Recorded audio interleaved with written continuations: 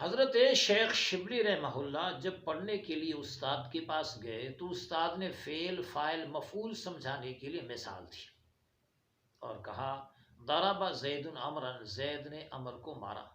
یہاں ضرب فعل ہے، زید فاعل ہے، عمر مفعول ہے، تاکہ آپ فعل فاعل مفعول کو سمجھ جائیں۔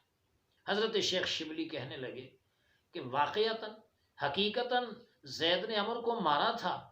استاد کہنے لگا نہیں، میں ویسے مثال دے رہا ہوں تاکہ تو فعل فاعل مفعول سمجھ جائے۔